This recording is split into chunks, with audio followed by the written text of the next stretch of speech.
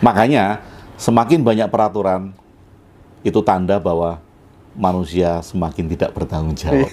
Belum bisa bertanggung Belum jawab. bisa bertanggung jawab. Keren. Jadi yang basic pertama kali yang harus kita bangun bukan Tuhan ada atau Tuhan tidak ada sebetulnya.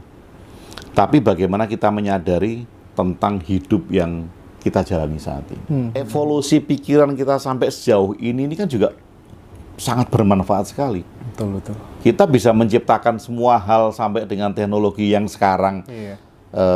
Artificial intelligence, kemudian kita mau tanya apa aja kita bisa seperti ngobrol dengan orang hanya dengan AI, teknologi AI.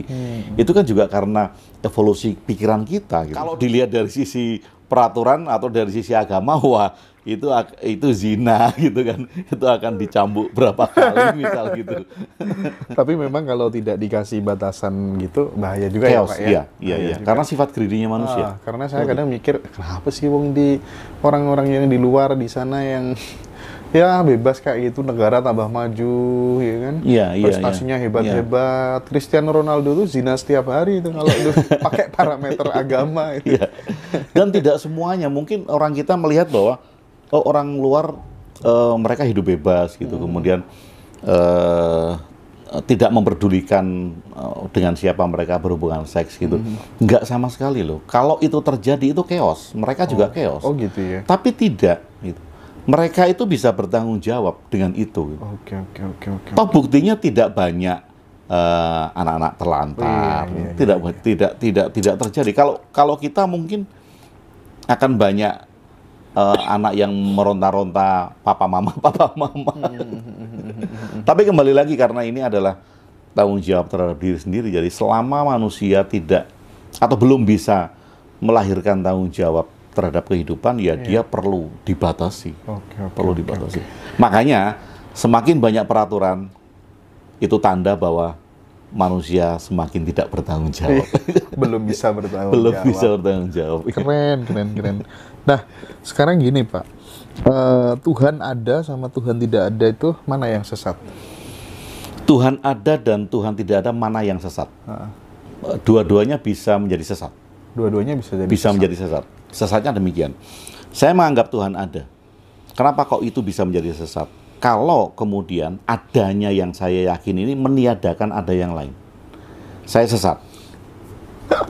Kenapa? Okay. Itu akan menyebabkan peperangan.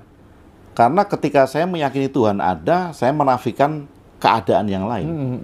Adanya yang lain itu sesat karena saya akan menimbulkan kekacauan di dunia. Saya menganggap Tuhan tidak ada. Itu pun bisa menjadi sesat. Ketika apa? Ketika saya terikat dengan Tuhan yang tidak ada, kemudian saya tidak mau mengakui tentang mereka yang mengakui Tuhan ada. Dan ketika ada aturan-aturan yang kemudian saya langgar karena saya menganggap bahwa Tuhan nggak ada, itu juga bisa menjadi sesat.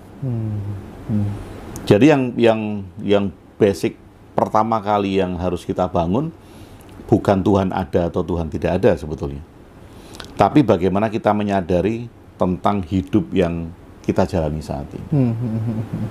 Kalau terkait dengan apa tuh namanya? Kalau terkait dengan kepercayaan Tuhan dan lain sebagainya itu kan pengalaman batin ya Pak Agung ya. Betul. Pengalaman batin seseorang itu kan tidak bisa final Pak sepanjang dia masih bernafas. Iya Pak enggak? Iya, betul. On the process kan. Betul. Making betul. Kan, ya. Iya. Sehingga kemudian pengalaman batin itu sebenarnya ya tidak layak kemudian untuk diperdebatkan sebenarnya ya. Dan pengalaman batin itu juga sebetulnya kan tidak bisa kita sharekan kepada orang lain. Sama dengan mimpi.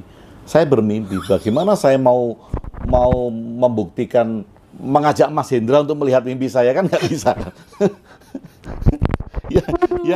yang perlu kita pahami bareng-bareng itu pengalaman batin ini seberapa besar dia bisa mengubah tindakan saya.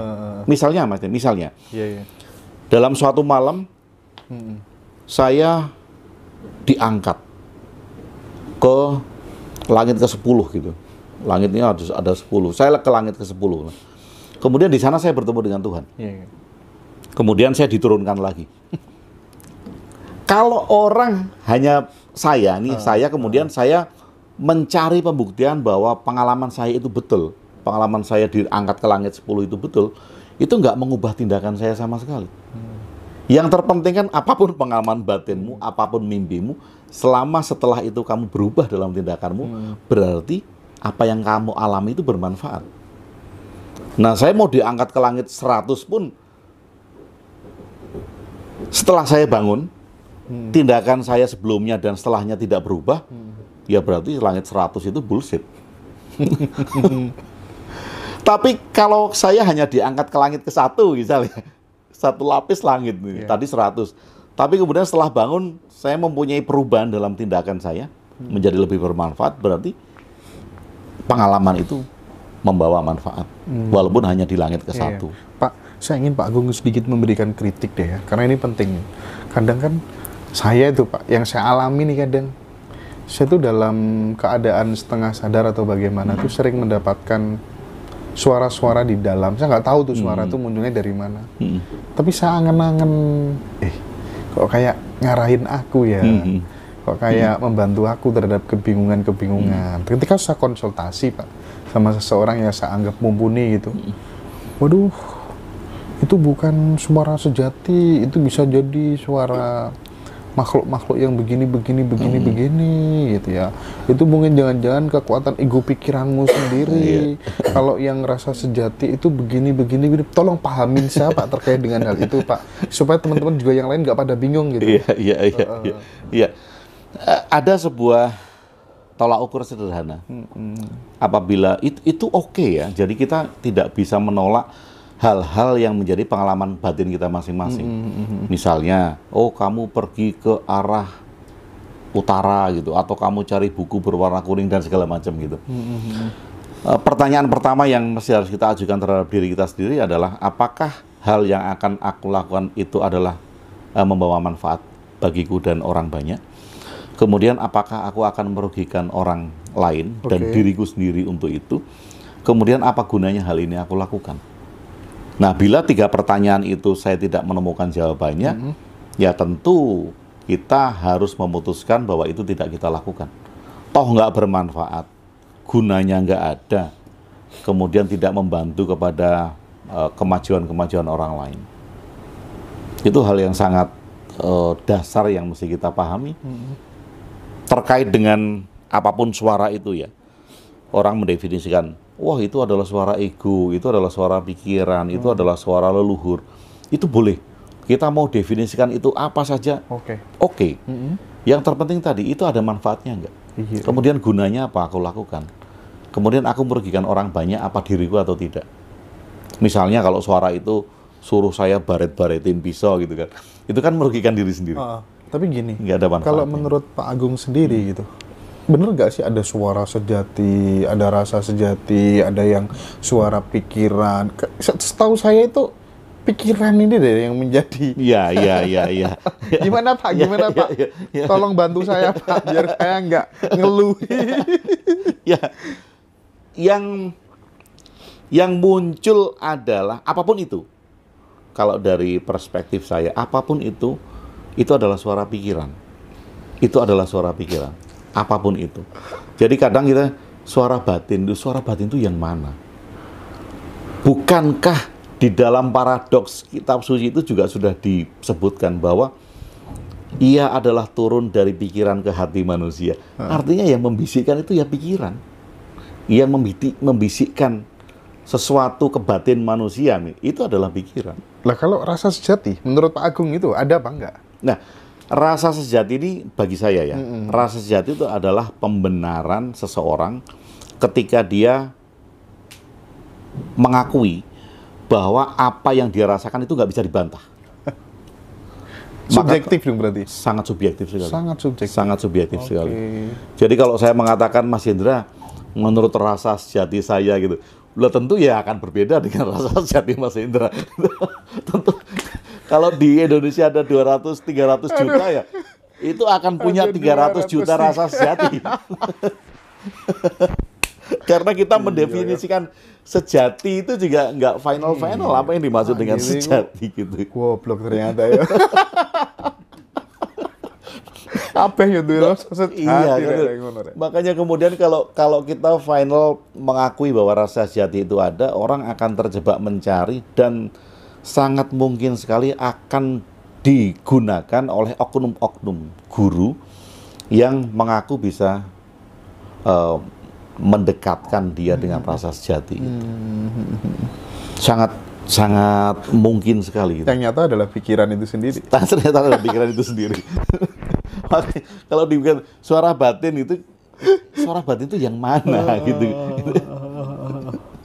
Iya. Aduh, luar biasa, Pak. Nah, Pak, terkait dengan retreat nih. Kan Pak Agung Wibi kan sering ya bikin acara-acara retreat gitu ya.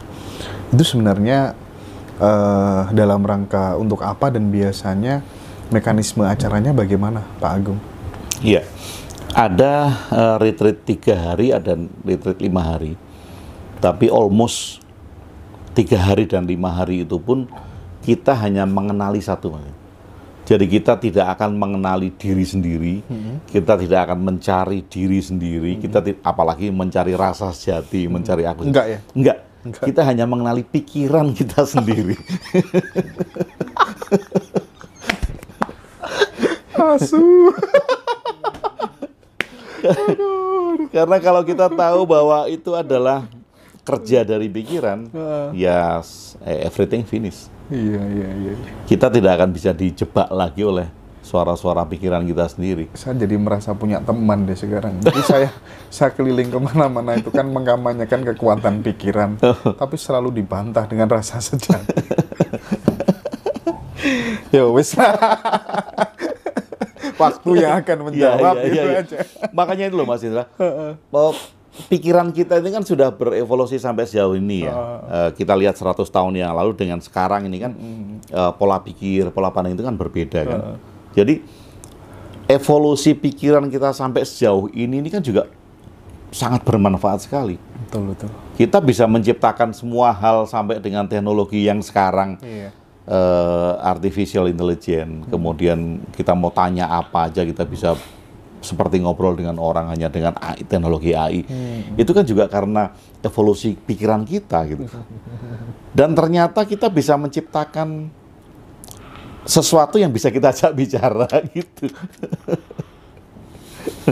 Itu mau kita mau bilang apa lagi itu penciptaan yang fenomenal. Apa ya Pak ya? Saya kan lama ya mengikuti acara Mindset Millionaire segala macam kayak gitu. Insight-insight yang saya dapatkan dari situ saya tularkan ke beberapa sahabat dekat saya. Manjur ya Pak dengan kekuatan pikiran itu. Sehingga saya bicara itu pede kadang. Karena saya buktikan dan ngalami melihat sendiri gitu. Tapi ya tadi dibenturkan dengan diri sejati segala macam itu tadi. Oke lah. Pak, sekarang gini, kapan mau bikin retreat lagi Pak? Juni ada di Jawa Timur, ada di Bromo. Iya, tapi itu nanti saya dikasih tahu ya. 2 hari nanti saya kasih tahu Mas Indra. Iya. Kemudian nanti kalau ada di Bali, kalau ada mungkin ada di Jogja. Teman-teman Ngaji Rosa kalau mau ikut boleh Pak? Boleh, silakan. Boleh ya? Boleh, silakan. Oke, kabar-kabar ya Pak ya? Makanya kemarin itu saya berharap, wah Mas Indra kok nggak ngabarin lagi tanggal 22, 26 kemarin kalau sudah sampai sini itu mau saya undang. Iya. Untuk sama-sama di Cisarua. Saya ragu sih Pak. Jadi kita sebenarnya kita nggak ada. Ragunya itu karena mantan pramugara paling bisa apa sih? Gitu. Enggak itu bercanda. Jadi gini, pas kapan hari saya sempat kontak yang di Jogja itu memang waktunya tidak ngatasi. Daripada saya nanti bingung, daripada ya Bang enggak, toh saya juga bakal ke Jogja lagi kan. Terus akhirnya saya kontak, loh kok tiba-tiba, loh kok di Jakarta ketepaan Rek kalau gitu Pak Agung. Iya. Dan di retreat itu juga nggak ada latihan yang macam-macam, nggak ada. Satu-satunya latihan ya kita mengamati pikiran kita tahu cara kerjanya seperti apa.